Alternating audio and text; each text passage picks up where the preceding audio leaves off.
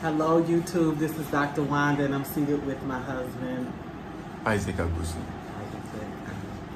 So we're in the new year, and I was thinking about something that's actually been sort of burdening me a little bit. I have recently hired someone to cook for me. Yeah, cook for me. Isaac has been doing most of the cooking, but a lot of days he just goes out to the vendors and he comes back with various things. Sometimes that works, and sometimes it doesn't work. And when it's not working, why isn't it working? Or maybe I don't get the right meal that we would like to have. Yeah. Or he gets the right meal, but the vendor is trying to save money. So they have given rice that was from yesterday, or the plantain or the cassava is cold. It's something like that. Now, Isaac can eat king cake every day and be fine. Wanda is adapting to a Ghanaian diet, a Ghanaian meal, and I don't complain very much. But when it's nasty, it's nasty. So who gets in trouble is who? Me. And he gets in big trouble because I don't eat that much, and I don't eat that much because Isaac doesn't eat that much. So my how many meals I have is based off of really his stomach, and he's used to. What do I accuse you of? In terms of, I always accuse you of starving me. oh yeah, that one. But I think I haven't had it for a long time now. No, you haven't. Yeah, no, you haven't because we got a refrigerator, and that kind of solves some of it. But in any case, we still have days where I just needed to know if it's nothing more than just dinner or a big lunch that I'm gonna have that. So we hired someone. Lovely young woman, 20 years old. She has a baby, and she's right here in Palm Woods, and she's right in this vicinity that we're in. And an interesting thing happened, which is she decided to tell us what she required for pay. And what did she say? She told me. I asked her how much would she be like to be paid, and she told me 15 cedis or 20 cedis, which is equivalent to like, or the 20 cedis equivalent to about $6. Yeah, kind of. Depending on the weakness or the strength of the dollar, it's about $6. Yeah. So she set her terms. Now, I've had a pattern here of normally the African sets the terms for what they want to be paid, and I usually double it. Okay.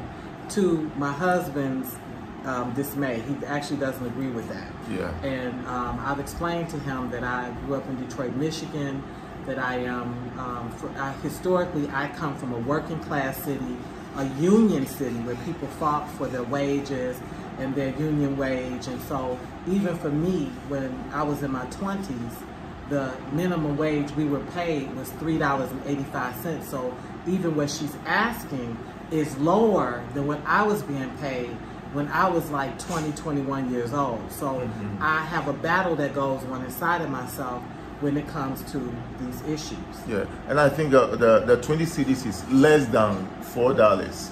Yeah, it's low. It's like $3.50. And so I'm, like psychologically. And this is for a day's job, not 1 hour. This is a day's job. Yeah, that's what she wanted. Yeah, that's what she wanted. So she said 15 or 20. I gave her the 20. And so then she shocked me even further, okay? Because this time I said, you know what? I'm just going to stay in my lane. I'm not going to have this tug of war with my husband. I'm just going to respect that this is what this woman wants to be paid, and I'll leave it, okay? So then she came back and she told you what? She told me she would like us to keep her money and give to her at the end of the week or 2 weeks or in the month. So my wife was very surprised. It's like, why would she trust us to keep her money? I said, yeah, that is what happens here. You work for someone. They normally pay at the end of the month, but we give her money every day when she's going home, and she doesn't like it that way. But I think she also had a legitimate reasons, because she's staying in school. But though she has a baby, she's staying in school, she would like to go back to school. So she would like us to keep her money for her so that when school reopens, she'll be able to have some monies to buy books and other things that she would need. And she also wants to send the baby to school. So like giving her the money every day is like she goes home and she has to use the money for food and other things. And she has family too that she supports. So like every day the money that we give to her, finish at the end of the day. So she doesn't have anything to save. So she decided, okay, now I want to sacrifice my certain things. So I would like you to keep my monies for me at the end of the week, 2 weeks, at the end of the month. I would like to come for it. So I did the math on it, and mathematically what she would end up being paid is basically $60 for a month, okay, for the number of days that I'm requesting that she comes, which is about 3 or 4 days, and then there'll be some just sort of impromptu, okay. When Isaac brought that to me, when I tell you I was outdone, I was outdone. First of all, I hated it. From my rooter to my tutor, I hated it. And the biggest reason I hated it is that I felt like this is a young woman. She's not just a schoolgirl anymore. Yeah. She has experienced her rites of passage as a woman. She's sexually active. She has a baby. She is a woman becoming. Yes, there's some teaching and things that she needs to know, but she is on the woman journey now. And every woman who has any sort of good sense, financial sense, knows he who holds the purse strings holds the power. You should manage your own purse. Okay, that's one.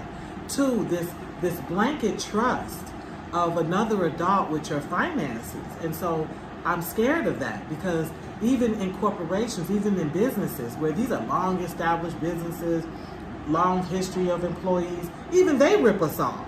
They don't pay us our money. They don't pay us on time. They decide that they're taking something from us.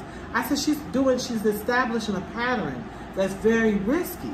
And so then the third issue I had was self-management. So I sat down with her and Isaac, because she did request that we talk. Yeah. And I told her, no, we would not keep her money. She looked a little discouraged for a second. I said what I would be willing to do, because I understood what Isaac explained to me about her needs, okay? I get it. She's going home with her money. As quickly as she gets in the door, 50 people are coming at her. She's using it up. I got it. I said, what we will do is we will save a portion of your money. It can be half, or it can be 75% of it, in which case she would leave with basically 5 CDs. Yeah. But she could not, with a baby, in good faith, go with nothing after having spent, she's cooking for me. It takes her on average about 3 hours she's spending here, okay? So I said, no, that's what I would be willing to do. I would get a bank, put her name on it, and we would put the funds in there, but she had to leave with something. What was her response to that? She agreed to it. Yeah, she agreed to it. So then I was frustrated. Later, I talked with my husband. I was not mad at him or anything, but I needed to talk to him. And I said, why didn't you advise her? Why didn't you say to her, young lady, keep your money, figure out another method? And then I felt like that was even unreasonable to ask him. But I told her, I said, listen, you're a woman, you're a young woman. You need to manage yourself. You need to learn to manage your own money. And I share with her the story of another woman here, beautiful woman, multi-talented woman, Ghanaian woman, who once trusted her employer for an entire year to hold her money. Yeah. And at the end of that year, when it was time to pay her, the woman sacked her. The term they use here is sacked. And she wasn't paid too. Not one dime, not one pesway, not one penny, not $1, nothing. She took her money and ran her off her property. So I shared that with her. I said, baby, you playing a dangerous game. You have to learn to manage yourself. Even if it's just you tuck it in your bra, even if it's you stick it under your mattress, you have to figure out a system to manage yourself. So here is one young woman who has set her eyes on this American woman. So it was her little sister who actually solicited her services. Yeah. She told me about her elder sister, who she was looking to wash for me. Mm-hmm. I said, no, I don't need anybody to wash for me, because I got somebody to wash for me, okay? But she said, okay. I said, can she cook? She said, yeah. I went and I met her. I said, it's like this with me. If I like it, you work. If I don't like it, We don't work. That's it. We don't need to try 25 different meals, none of that. I like something or I don't like something. She said, okay. Her food has been superb. She is very good. She's young, but she's good. She is very good. She's good. And I wasn't surprised because the confidence at which she told us, no, I can cook. You know, I was honestly when she came, I saw her the first time. I never trusted. She don't look like it. Her appearance really deceived me. And she came, and like my wife really enjoys a chicken. And the chicken has been very, very amazing. Black people eat a lot of chicken. You don't know how much chicken we eat. They eat a lot of fish. We eat a lot of chicken. And her food has been very, very good. Her food has been good. Her quality of care has been good. She wipes things down, puts things away. I love the way she cleans the kitchen. It's very, very nice because Isaac primarily spick and spans that, and she's made. And I thought I was impressed with him, but she's better than him. She's been a blessing to make a long story short. I wanted to have this talk because I thought about the number of women that's probably being completely exploited, okay, and the vulnerability that the Ghanaian woman has in suggesting to an employer, I don't care who it is, that they hold their money, and that there's no good advice being given to them about a good wage to request. So yeah, 20 Ghana was what she asked me. Yeah, and you know, I asked her, you have done this job before. We have never really employed somebody to cook for us, so we can tell you how much. I told her, no, when my wife even leaves, you are not coming here. I'm gonna do what I've been doing, cook my stew that I can cook, and other ones I will just go and buy them. You know, so how much were you being paid? And she told me 15 cedis. Here's the bottom. And you know what? She cooks, cleans the she entire house for the day. Place. Yeah, and I was like, no, yeah. just cook. That's so enough. I actually like, and you know what? My wife told me before we even discussed this money issue. She said, I would like to give her 50 cedis per day. I was going to give her 50 Yeah, that's what she told me. And I was which like, is $10. Yeah, and I was like, no, you know, I will say, okay, let's give her. I said no. Yeah, let's give her 30 cedis for a day. And you know, I know a lot of people here who will be running for these 30 cedis for one day's job here. This is an ongoing discussion. I won't say battle, but in a way it has been a battle with me and my husband. His perception of a decent wage versus my perception of a decent wage. Yes.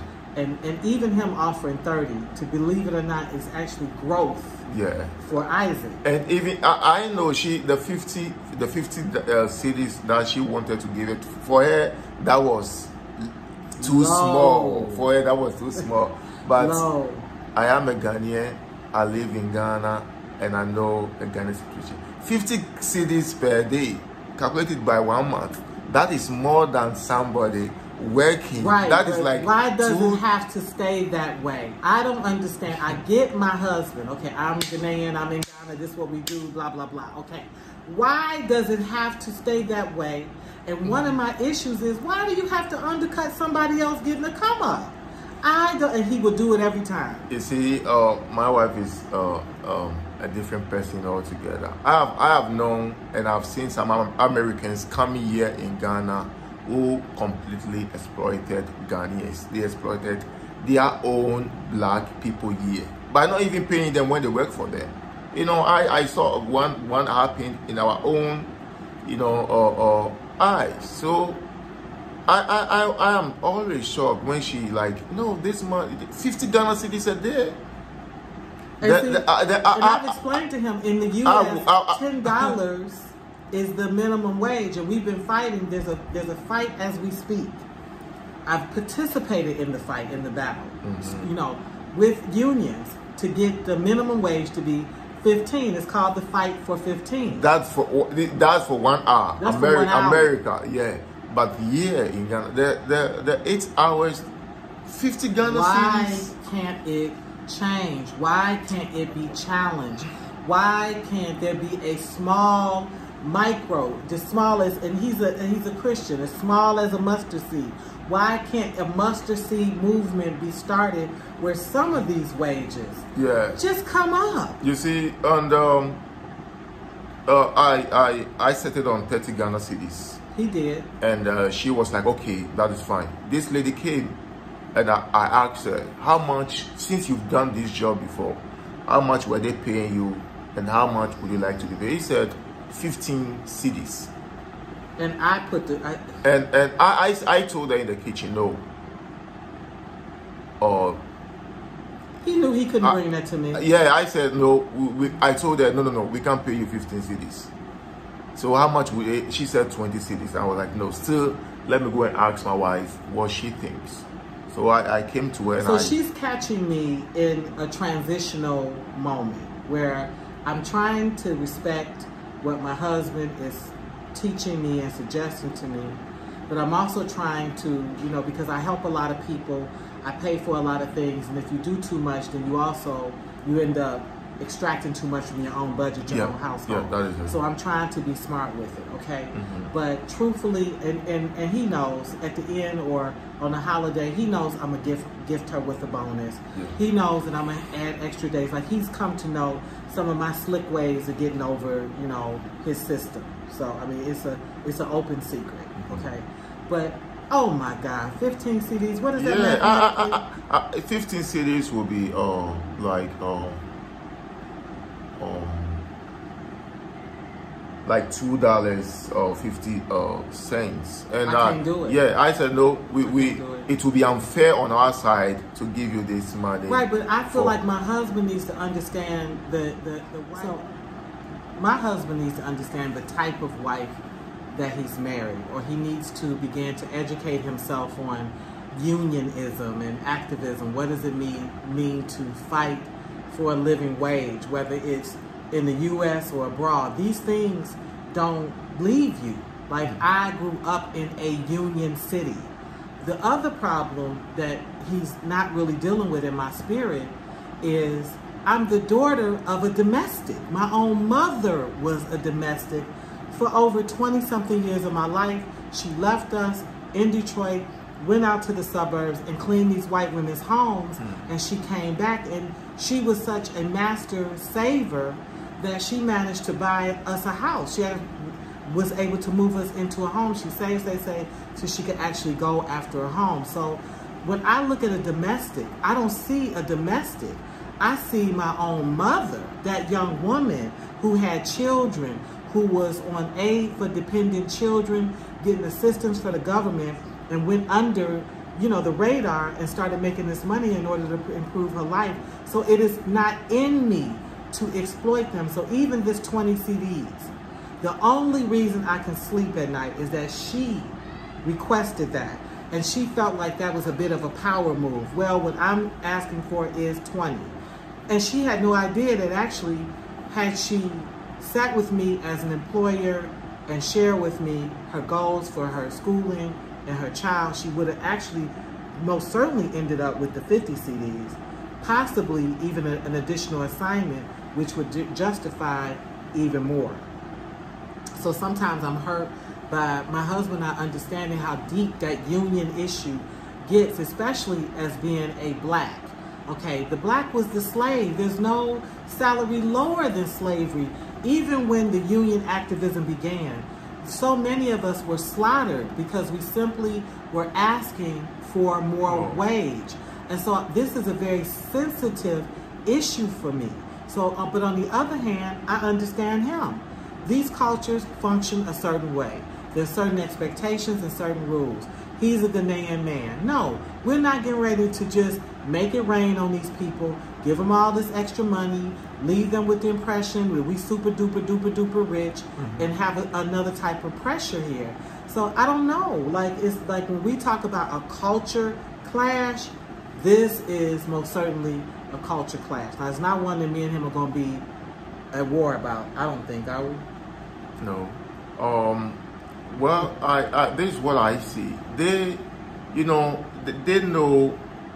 how much is fair when you employ somebody and you give that to that. To be honest with you, these 20 CDs a day is more than what others are taking from their factory jobs. He loves to do that. He loves to tell me about others. I say, Isaac, others are not employed by me. But, and one thing that I want you to know, this lady works here. Latest by, she 3-4 hours, she's done. She's gone. I don't care. Yeah, with the cleaning, that she does it herself. The cleaning, no, that wasn't part of it. I don't care. What I care about is the assignment. I want her on time. I want my food to be good. I want her to clean up behind herself. And when she finishes the job, since this is a job, I want her to go. I don't want no girlfriend status. We ain't got to get to know each other. None of that. Come, do good service, do good work, and go on about your business. That's all I care about. If she can do the job in 1 hour, if she can get my food done 1 hour, I'm happy with that. If it take her 4 hours, I don't care. She's not going to get any more than what she requests because some meals take more time. Yeah. I don't care about that. Yeah, it is. She told me, would you like to add the cooking and also cleaning to it? He said no. I said no. Even that one was included in the money. Amount of money she would like because they should give her more for that. And you know that for her to even mention the 20 cedi, that was difficult for her. Because because she's a kid. Yeah, she had a baby. She even said, and she has done. She said she has done that job before. People embellish. I don't believe her. Yeah, I believe her, but I don't believe her. And the 15 cedis, you know what? 15 cedis. Surprisingly, she was asking me, "Is the 15 cedis that I've mentioned too much for you to pay me?" Because she doesn't want to lose her job, Which tells me that that's not a living wage. That's a survival wage. Okay. And so what I try to get my husband to understand is these things don't change until we get tired of them and force change, okay? The sharecropper was cheated the whole time. He knew he was being cheated, which is why they began to organize to ask for greater wage or to keep all that stuff. Just get your own land, get your own farm, keep your own crop, do your own thing. And we was met with a lot of resistance. So I just feel sensitive about that. But I also have to take in consideration what my husband is saying, and I most certainly don't want to become a target for everybody that's trying to increase their wage, to have a better standard of living in their home. But these are things that I think as people come and they're talking about being repatriates, they want to repatriate here, they want to come here and live, that we need to talk to each other about how are we going to respond to our fellow Africans as we move here and we see what they're willing to accept, what we knew was indecent in America. Where are we gonna fall in that thing? Do you understand? I don't want to be a micro colonizer. I don't want to come here and play this game like I don't know better. I do know better. I know that if you get a better wage, you can save money, you can buy your necessities, you can live better. Where you don't even have to work every day. You don't even have to work all day. And what difference does it make if it takes her an hour or 10 hours if I get the service that I'm paying for?